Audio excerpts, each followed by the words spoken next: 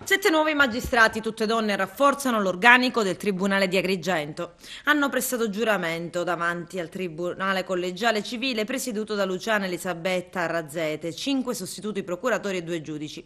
I magistrati che rafforzano l'ufficio inquirente sono Paolo Avetro di Palermo, Chiara Bisso di Rampello, Gloria Andreoli della provincia di Chieti, Emiliana Busto di Napoli e Rossella Incardona di Agrigento.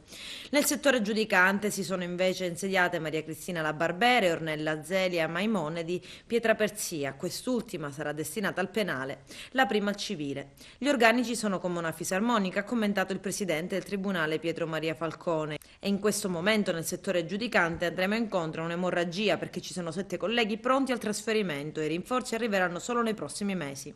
Il procuratore Luigi Patronaggio invece ha invitato i colleghi a seguire l'esempio di sobrietà di Rosario Livatini e a ricordarsi delle parole del Presidente della Repubblica Sergio Mattarella, che ha spronato i magistrati a servire la giustizia lontano da ribalte perché la toga non è un abito di scena. Poi ha aggiunto: vi ringrazio per aver scelto una sede complicata come quella di Agrigento.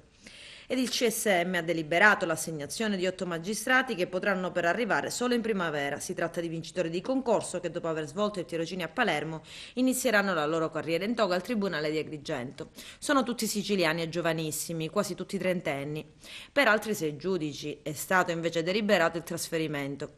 Sono Carlo Caruso al Tribunale di Termini Imerese, Maria Cultrera, Andrea Illuminati, Cinzia Ferreri, Francesco Callegra, tutti al civile, Maria Teresa Moretti è approdata al penale del Tribunale di Palermo.